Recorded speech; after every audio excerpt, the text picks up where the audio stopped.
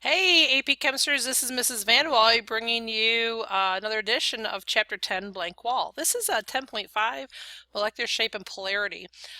This is really important section. I'm definitely, be aware that you're going to see this on the AP test in some way. It could be as a free response or definitely multiple choice.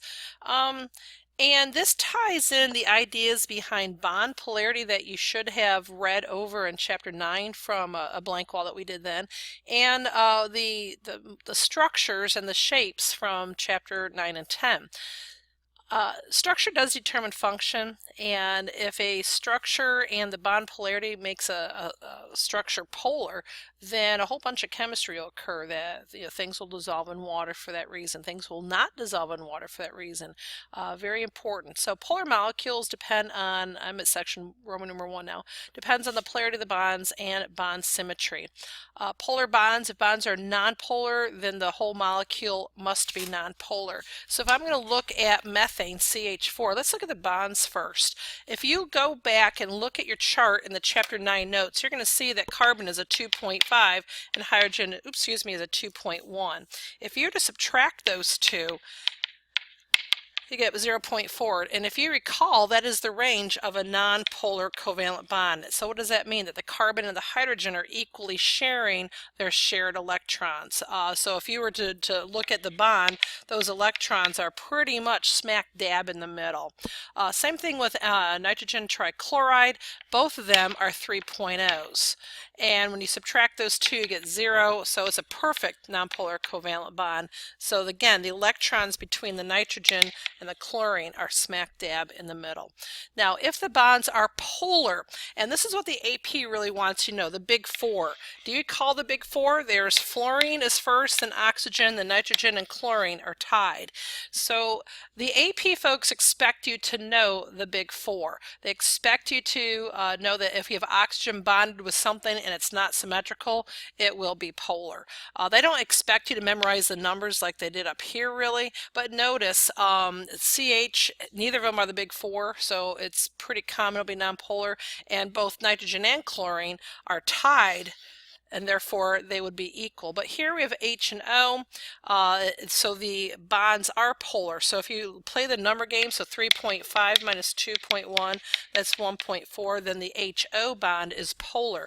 What does that mean? That the electrons are a lot closer to the oxygen than the hydrogen. If I have CF4, so fluorine is a 4.0, carbon is 2.5. When you subtract, you get 1.5.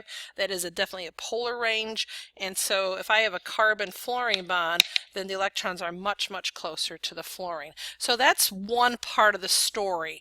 The next part of the story has to do with structure, and structure will then determine the symmetry of the atom. So if a molecule is symmetrical, what does that mean? It has the same atoms bonded to the central atom, and you don't have any lone pairs, really. Then the polar is going to be nonpolar. So it doesn't make any difference whether the bonds are polar. They are equally pulling or equally being pulled upon between the CH4 and the CF4. So let's take a look at this. Here we have CH4.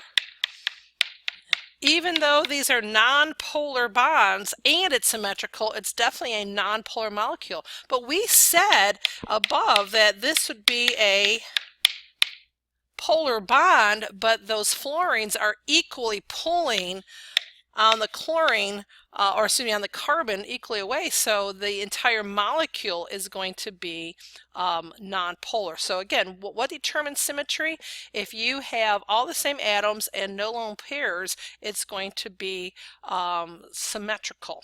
Okay, there's other couple symmetries going on too, but that will always be true. And then there's a couple linears are also going to be symmetrical. What about CF6 or SF6? So here you have a big four. Oops, I tried to circle fluorine, that didn't work, did it? Here's your fluorine, which is one of the big four, and sulfur is not. So this bond is going to be a polar bond. But if you were to look at that and draw it, you'll see there it is. It is an octahedral. I have all bonds equally pulling on that sulfur, so it's nonpolar. Last but not least, I see oxygen, which is one of the big four, so the carbon-oxygen bond is is polar. But if you look at this, hopefully you know what carbon dioxide looks like by now. It's a perfectly linear molecule, so that it's like a tug-of-war on the carbon, and you have two twin oxygens pulling on it at 180 degrees. It's symmetrical, so the entire molecule is nonpolar. The bonds are polar, molecules nonpolar.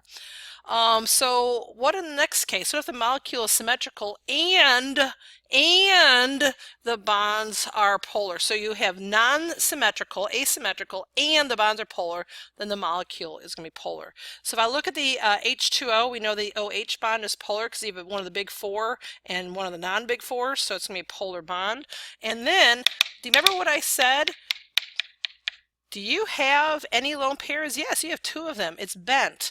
So in a sense, this end here, where the oxygen, this is your partially negative, and this end down here is your partially positive. There is a dipole moment making the whole molecule polar. If I look at SF4, do you remember how we did this one earlier? Let's add up all of our electrons. So we have 6 plus 28. That's 34 electrons. So let's just do this.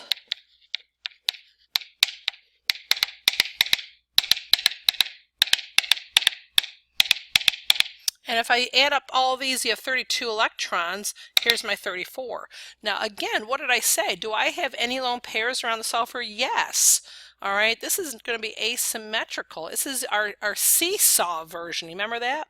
So what does that mean? That this area, in a sense, below or to the side, if you will, this area is going to be your partially negative because of your fluorines. So over on this side is partially positive. It is a polar molecule. It has a dipole moment, and the bonds are polar. It's polar. So let's go ahead and see what's coming up next.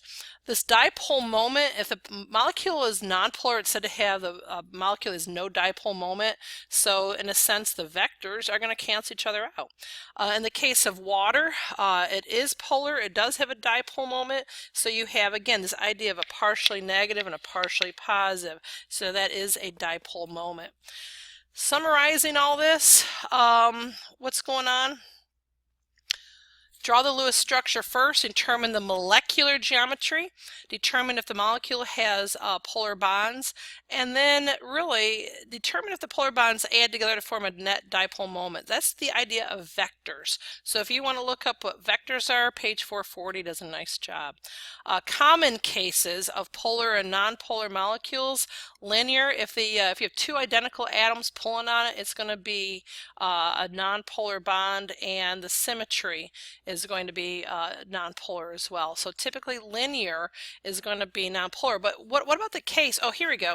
If the molecule is composed of only two atoms, the bond will then determine the polarity. So like HF, okay, only has two bonds or two atoms. So because of the fluorine hydrogen is going to be a polar bond, then the whole thing is going to be polar. What about carbon monoxide?